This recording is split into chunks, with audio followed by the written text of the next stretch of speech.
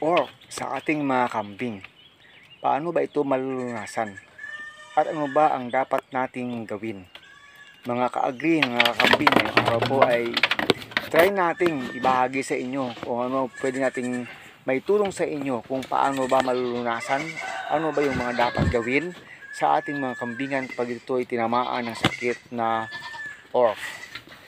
Ang ORF po ay isang virus na masyadong nakakahawa po sa ating kambingan, mga ka-agree. Na pag ito'y pumasok sa ating kambingan, halos 99% at magiging 100% tatamaan halos lahat ng ating kambing pag nagiging hindi po tayo maagap sa ating dapat gagawin dito, mga ka-agree. Kahit na ito ay hindi naman talaga nakakamatay sa ating kambing, pwede po itong magiging sanhi ng pangalawang infection na talagang pwedeng maglalagay sa hindi magandang sitwasyon sa ating mga kambing. Pwede pong madedo ang ating mga kambing, mga ka-agree, pag hindi po tayo maagap sa magiging secondary infection sa ating mga kambingan. So, ano ba ang pwedeng gamot dito? Karamihan po ang ginagamot po natin dito, mga ka-agree, ay yung ating wound spray na Combinex. Pwede po yung gamitin na panggamot sa mga ORF. Huwag lang masyadong kapalan kasi grabing tumama na rin yan sa mga wounds, kasi open wounds na rin ang mangyayari sa ating mga kambing na may ORF pag andyan na talaga. Yung ibang ginagamit natin ay yung betadine. Gumagamit rin tayo noon. Yung iba ay nagdalaga po ng dahon ng bayabas. Pwede rin yun. At pwede rin nga mag-injection po tayo ng Oxytet. Yun yung ating nalaman at narinig. At ginamit na rin ng ating mga kaibigan na nagkakambing, mga ka-agree. At palaging malinis po yung ating kulungan, araw-araw po linisan. At kung pwede po nang nag-start na po yan sa ating kambingan, ay mag-disinfect po tayo ng ating goat house, mga ka-agree. Kahit na hindi pa yan natatapos, kahit na twice in 3 weeks, yan po, ibig sabihin pag nagkaroon na ng 3 weeks na tinamaan yung ating kambingan, at least twice na tayong nag-disinfect ng ating goat house. At pag sure na po tayong wala na talagang ORF sa ating mga kambingan, ay mag-disinfect po tayo talaga ulit ng ating kambingan para hindi na basta-bastang makakabalik.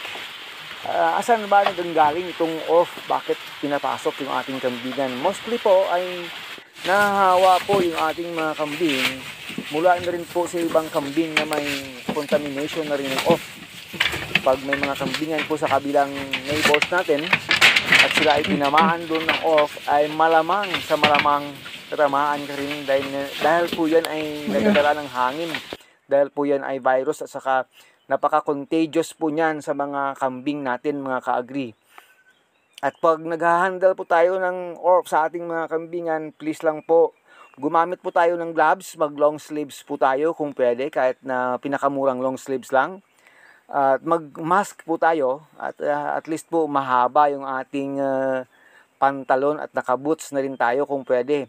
Kasi yung ORF po ay pwede po siyang mag-transfer sa tao. Yun po yung hindi maganda dyan. Pwede po siyang ma-transfer sa tao. Mahirap na. So, kailangan talagang palagi tayong malinis. And after po na naggagamot po tayo ng ating mga kambing, palagian po tayong mag-disinfect ng ating katawan. Gumamit po tayo ng sabon, magugas po tayo palagi, or gumamit po tayo ng alcohol. Yun po, as much as possible po, kasi po magiging carrier na rin tayo. At huwag na tayong basta-bastang pumasok pa sa ibang kambingan pag hindi po tayo nag-disinfect ng ating katawan, kasi po pwede po tayong magiging carrier ng virus sa papunta na rin sa ibang mga kambingan, mga ka-agree. Yun po yung mga bagay na dapat nating talagang gawin. Yung ORF po ay kusa po siyang gumagaling after 1 month hanggang 1 month and a half po. Kasi mayroon nang namang cycle yung virus na yan. pwede pang gumaling yung inyong kambing. Kahit nga hindi mo daw gagamutin, pwede siyang gumaling. Pero yung problema lang po talaga dyan ay yung secondary infection. Kung pumasok na po sa mga time na talagang ayaw na po kumain ng kambing dahil sa sobrang magang-maga ang kanyang itsura, kasi po sa ating experience, maga po yung mukha hanggang sa leeg, at lahat po ng gums sa loob, pati yung dila po, maga yan. Mamamaga yan pag grabe yung tama talaga ng virus ng ORF. At gagawin na lang natin talaga ay magpainom ng tubig pag hindi na talaga siya kumakain. Magpapainom po tayo ng tubig na mayroon pong electrolytes. Yun yung pinakamaganda, may electrolytes po. Kasi after 3 to 4 days hanggang 5 days po na hindi siya makakakain, at the 5th day po, pwede na siya kumain kasi gradually ay hihina na rin yung virus sa kanyang katawan. Pero pag hindi po natin ginawa yon, mamamatay syempre dahil sa gutom yung ating kambing. So, dyan tayo bumabawi sa mga iniinom nila. Lagyan po talaga ng electrolytes, vitamins and minerals yung kanyang iniinom. At pwede rin ng konting feeds kasi direkta na rin pumapasok sa kanilang katawan pag sila ay uminom, mga ka-agree. So, next in line po na dapat nating gawin na rin ay dapat po talagang maging maagap tayo na kung mayroon ng may tama ng ORF dyan sa ating kambingan, yung may mga tama po mga ka-agree, ihiwalay na lang natin kaagad-agad kung pwede para na hindi na po sila mahawaan. Kahit na alam po natin 50% pa rin yung posibilidad na tatamaan yung mga hiniwalay natin. At least po, baka may save po tayong mga kambing na hindi po tatamaan ng ORF. So, yun yung mga ginagawa natin. Halos, kung pwede lang, gumawa po tayo ng ekstrang bahay sa kanila na hindi masyadong malapit sa ating goat house, at least 50 meters away, para lang po na maibsan yung hirap natin sa tawag doon, sa pag-handle ng mga sakit ng ating kambing na tinatamaan na po talaga ng ORF, mga ka-agree. Sa naging experience po natin mga ka-agree, almost 30% hanggang 40% nating mga kambing na buntis ay nakukunan po, miscarriage, dahil po sa halos 1 linggo hanggang 2 linggo na kulang po talaga sila sa kain. So napakalaki po ng possibility at ng average po na tumatama sa ating mga buntis na kambing. Sa ating pong naging experience, nakunan po yung 30% ng ating kambing na buntis ng mga oras na noon na timaan po tayo ng ORF. So, yun, charge to experience na lang po talaga. Ang pinaka-importante po ay talagang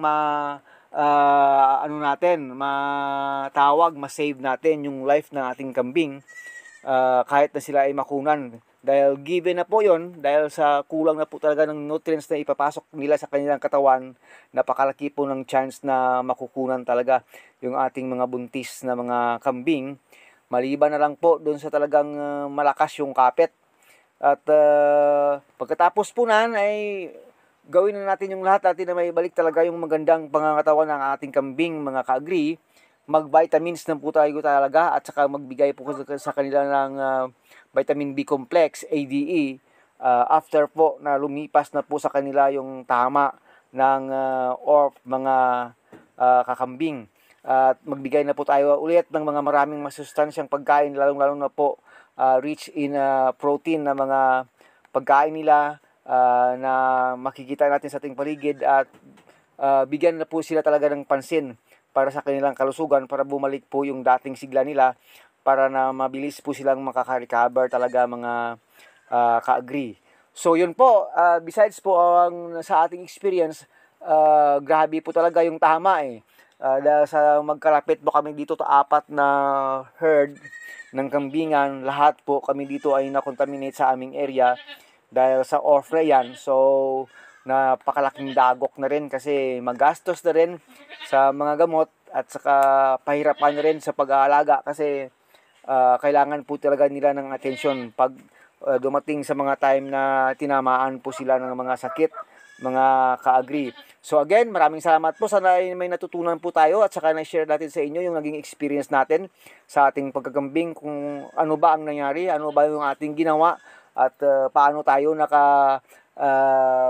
tawag doon, at least nakaraos sa panahon na tinamaan ng orf yung ating mga kambing. So hanggang dito na lang. Maraming salamat. This is again your friend Agrotix Mix TV. Maraming salamat po. Sana po ay nakapagbigay ng aral sa ating mga kaibigan na nagkakambing na rin kung paano po gamutin ang ating mga kambing na tinamaan po ng orf. Bye-bye!